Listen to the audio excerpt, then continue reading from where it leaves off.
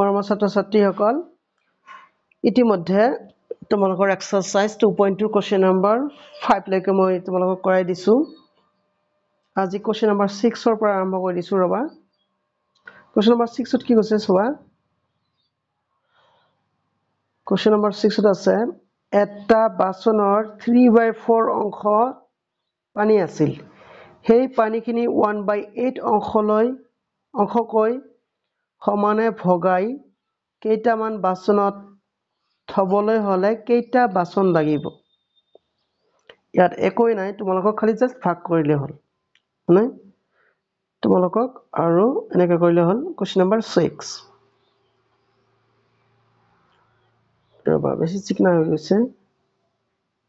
question number 6 দিয়াৰ পিছত দিবা তোমালোকে সলিউশন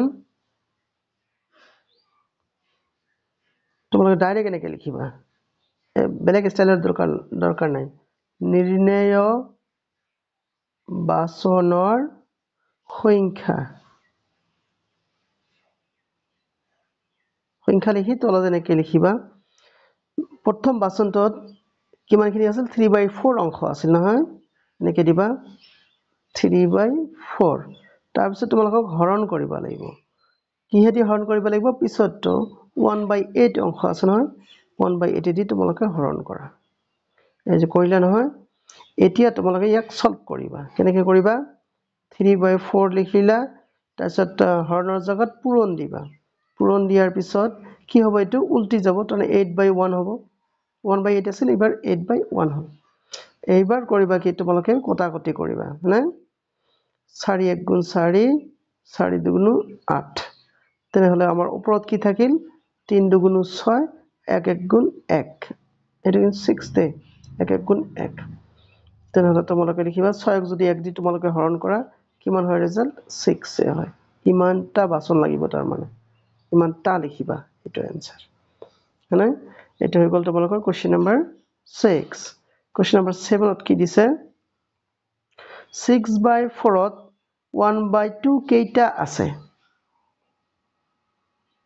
হয়নে হেটো আমাক উলিয়াব লাগে 6/4 ত 1/2 কেইটা আছে এটা কি কৰিবা ইয়াত তোমালোকৰ 6 নম্বৰ 7 নম্বৰ ন 7 দি লিখিবা নিৰ্ণয় সংখ্যা জাস্ট নিৰ্ণয়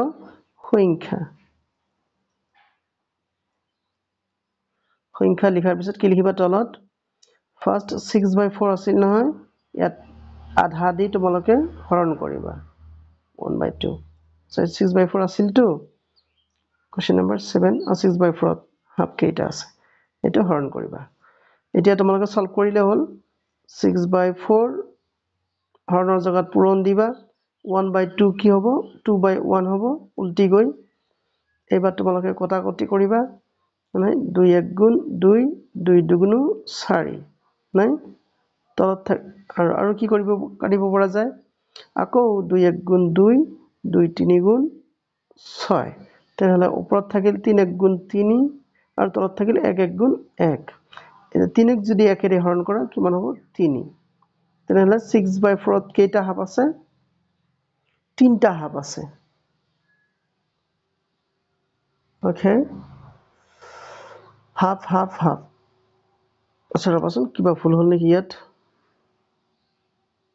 চেক কৰি চাইছো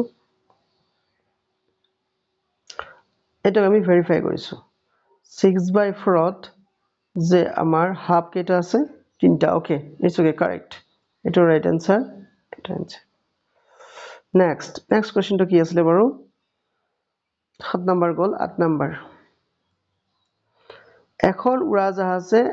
1/5 ঘণ্টাত ইমান কিলোমিটাৰ গলে 5 ঘণ্টাত উৰাজাহাজখনে কিমান দূৰ যাব মানে আচ্ছা 1/2 ঘণ্টাত ইমান কিলোমিটাৰ যায় তেনেহলে 5 ঘণ্টাত কিমান যাব আচ্ছা কেনেকৈ কৰিম আমি ঠিক তেনেকৈ কৰিবা ঐকিক নিয়মতো তোমালোকে কৰিব পাৰা এবাৰ অলপ বহলাই লিখিম আমি নম্বৰ 8 না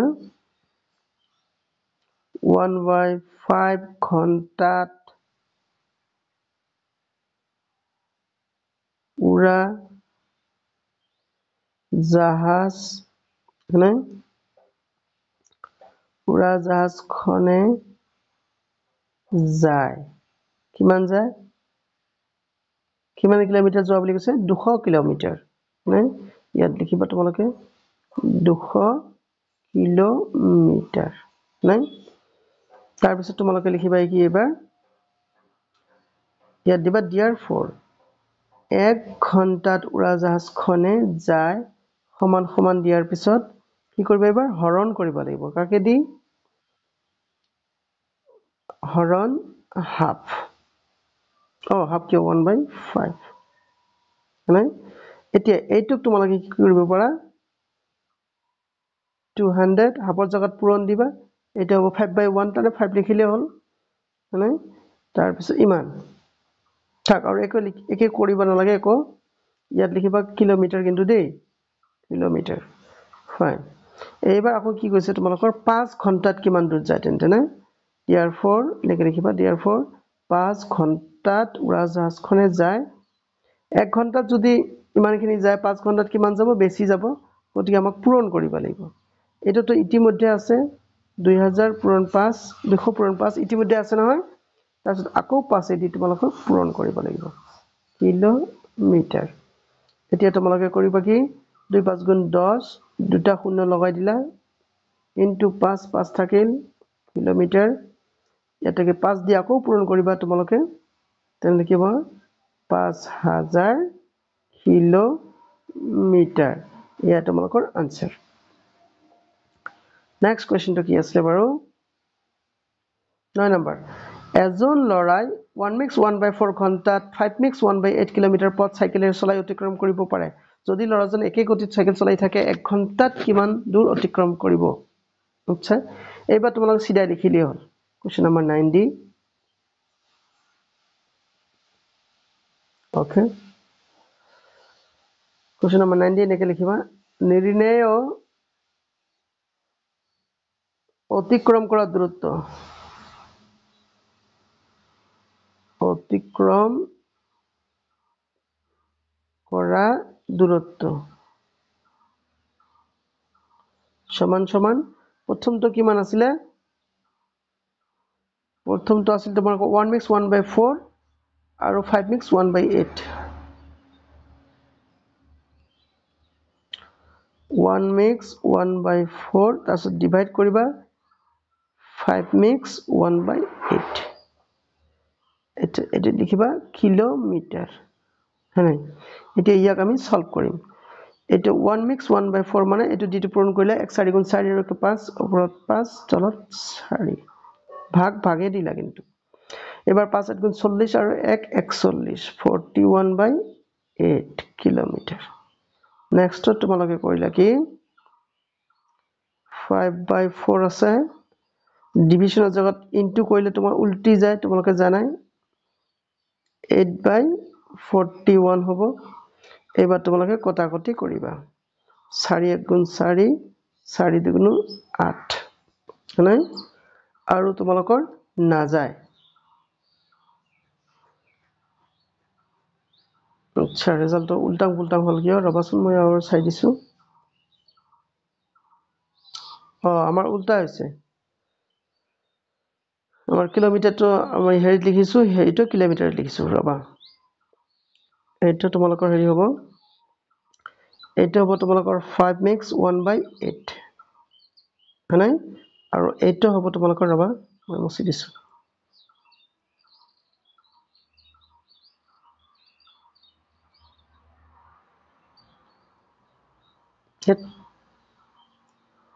এইটো হ'ব তোমালোকৰ 5 মিক্স 1/8 এইটো আছিল কিলোমিটাৰ আৰু ঘণ্টা আছিল 1 মিক্স 1/4 ঘণ্টা হয়নে আমাৰ এটা উল্টা আছে এতিয়া তোমালোকে লিখিবা 5 8 40 41 এটা কিন্তু 41/8 আচ্ছা ডিভাইড লিখিবা এটা হ'ব 5/4 এতিয়া তোমালোকে কৰিবা কি 41/8 ডিভিশনৰ জায়গাত ইনটু দিয়াৰ লগে লগে উল্টি যায় 4/5 হ'ব তলত কিবা জেংগা বেংগা আছে মুছি দিছো ৰবা এইখিনি আচ্ছা এইবাৰ তোমালোকে কটাকটি কৰিবা 2 4 গুণ 8 হয়নে 2 4 গুণ 8 4 1 গুণ 4 এতিয়া ওপৰত আৰু কাটাকাটি না যায় ওপৰত আমাৰ কি থাকিল 1 into 40 1 into 40 কিমান হ'ব 41 হ'ব আৰু তলত 5 4 গুণ 20 এতিয়া 20ক দি তোমালোকে 41ক হৰণ কৰিবা 41 divided by 20 কিমান বাৰ যাব দুই বাৰ হৈ গ'ল আমাৰ 41 বাকি থাকিল 1 তেনেহলে কিমান হ'ব কিমান বাৰ ভাগ গ'ল তোমালোকৰ ভাগ গ'ল আমাৰ দুই বাৰ ভাগ কৰিলে কিহেদি 20 দি বাকি থাকিল কিমান 1 2 mix 1/20 কিলোমিটাৰ এটো হ'ব তোমালোকৰ আনসাৰ হ'ব নেক্সট লাষ্ট কোৱেশ্চন তো কি আছে বাৰু লাষ্ট নে আৰু কিবা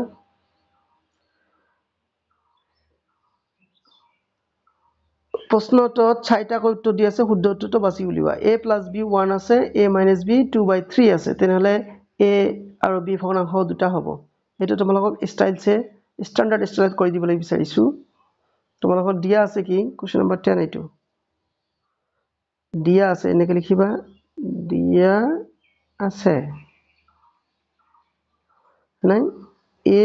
+ b = কিমান আছে 1/4 আনহাতে কি দিয়া আছে তোমালোকৰ a - b 2/3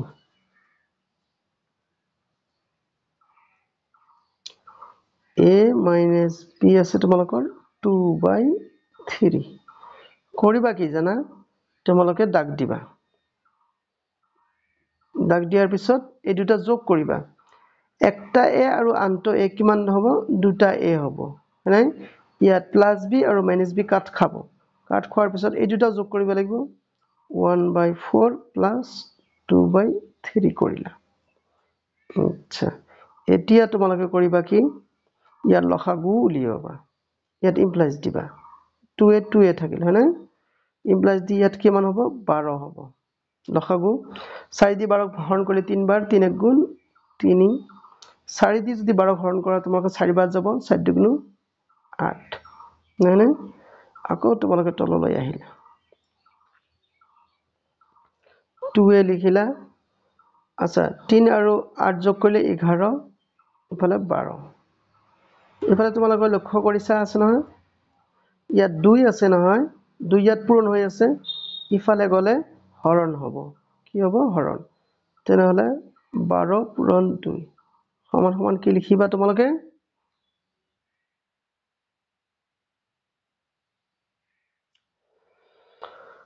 এবাৰ সমান সমান লিখিবা 2 12 24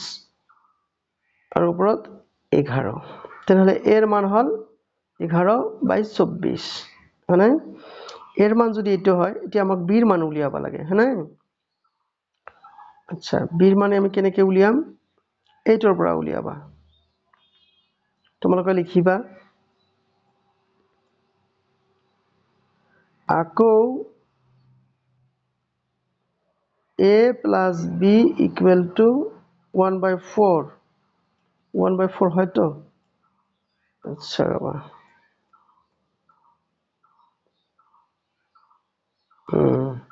গৈছে নহয় বা a + b এর মান 1 হে আর 1/4 কিয় লিখিছো গমে পোৱা নাই আচ্ছা বাবা মই কাৰেকশন কৰি দি আছো এটা হ'ব 1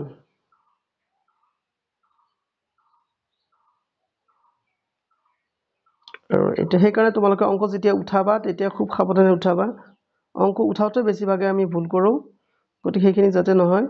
আচ্ছা এটো আমি কাৰেকশন কৰিব লাগিব এইবাতিয়া এটি 1 এটি ইয়াৰ লসাগু আমাৰ হ'ব কি 3 হ'ব কিমান হ'ব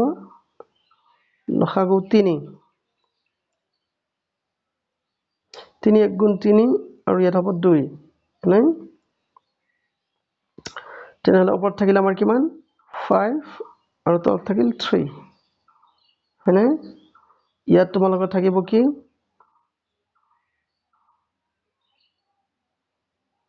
একেটাই নিয়ম অবশ্য ইয়াত 5/3 আছে নহয় 5/3 থাকক তোমালোকে দাগ দিলা ইয়াত 5 ইয়াত 2 পূৰণ হৈ আছে ইফালে আহিলে হৰণ হ'ব 3 * 2 হৈ গল তলত আহিল সেইকাৰণে পূৰণ 3 2 গুণ 6 6 তেনেহলে a + এৰ মান কিমান 5/6 আমি জানো a প্লাছ b ৰ মান কিমান 1 নহয়নে এইবাৰ আমি কৰিম কি a ৰ মানটো ইয়াত বহাই দিম আচ্ছা ৰবা which implies এনেকৈ লিখিবা b ৰাখা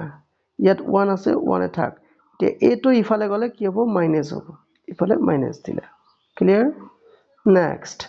এবাৰ তোমালোকে ইয়াত 1 to 1 এ থাকিল a ৰ মান আছে 5/6 তেনেহলে তোমালোকে